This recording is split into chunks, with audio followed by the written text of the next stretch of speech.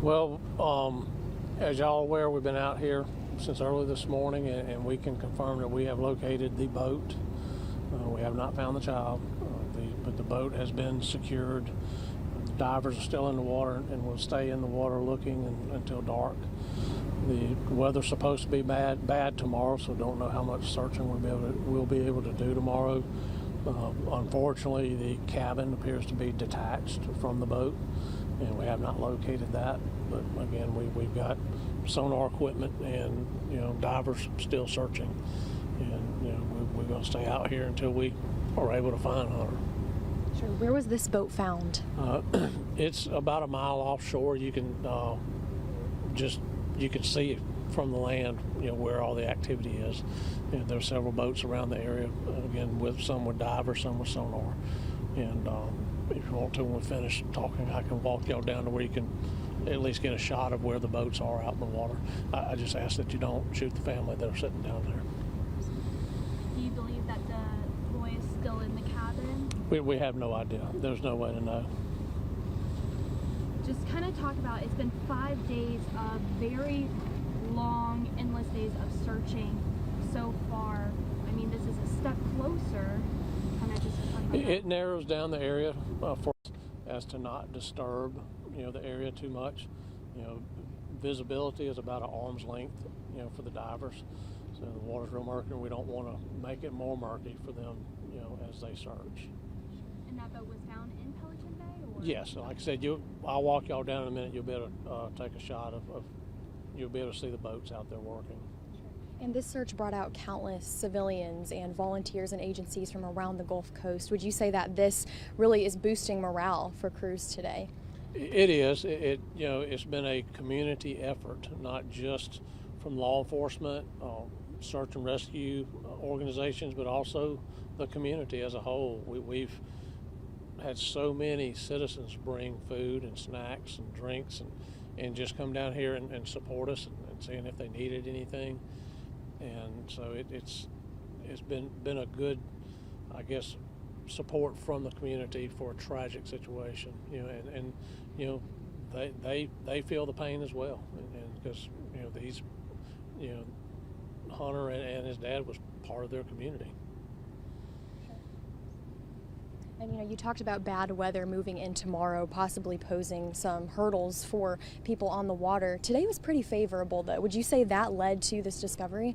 Yes, today was very favorable for the mission. Yesterday we weren't able to get in until late, and then dark got us, and we had some mechanical problems with one of our boats.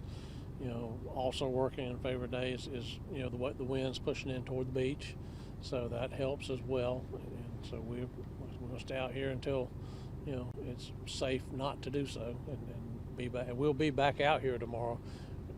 Just be limited on what we can do. How many crews do you guys have out here today? Too many to count. I mean, we've got agencies from Monroe County Search and Rescue. Saraland has some search and rescue divers out here. Mobile PD. Aaliyah has been out here with us from day one. And they are, it's their Marine division, and they're phenomenal in doing these type of operations. So they've guided us through this, and and everybody's worked really well together. And we have our posse as well as our ATV units with special operations along the shoreline, and we've got parties out walking the shoreline. Some law enforcement, some citizens. So.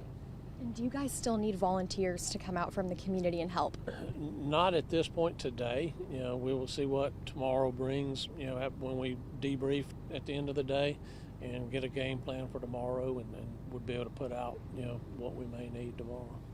On Monday, you were emphasizing the use of sonar equipment.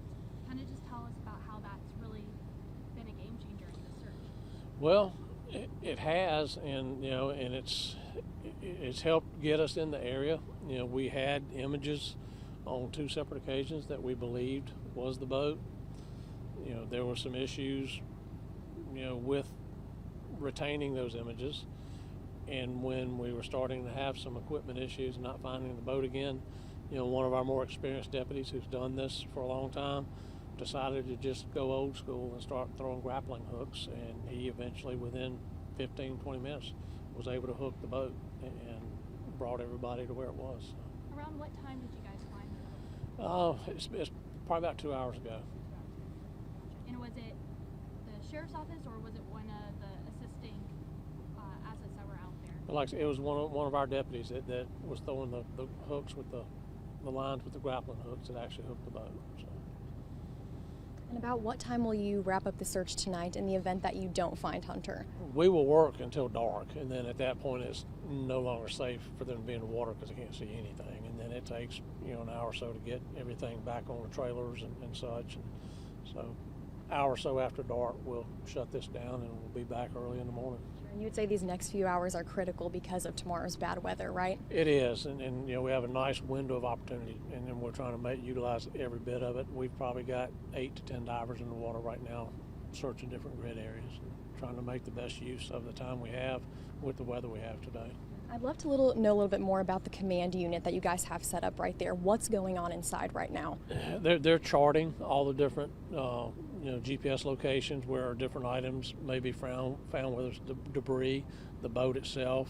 They're noting areas that have been searched and cleared, and that's command centers owned by 911 Communications, and is available for any law enforcement operations. They can communicate with any agency in the county and some outside the county. And again, that's an asset that they'll deploy upon request, and they send their personnel out with it as well to help run it. And we've got our intelligence and operations set up where whenever we send our drones up, they're able to live feed that into the command center where we can watch and see what they're seeing out there. And this is a tragedy that's drawn the attention of thousands of people, not only in our area, but around the nation. As the community watches right now, what message do you have for them as they're anxiously awaiting that news? Well, first, thank you to all of them who've been out here supporting us. And I said yesterday, I asked for their prayers and for this family. So, but, this is what community is about, is gathering together and helping support one another.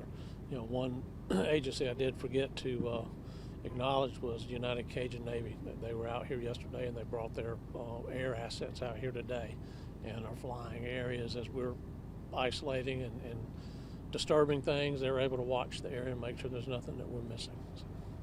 And from my understanding, you had somebody from the sheriff's office go up with the United Cajun Navy today? Yeah, yes.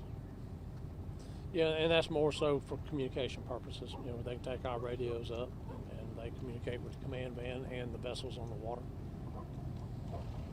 Anything else that we should be aware about? No, just keep praying. We really want to bring this to a resolution. Thank you, Sheriff. Thank We appreciate you.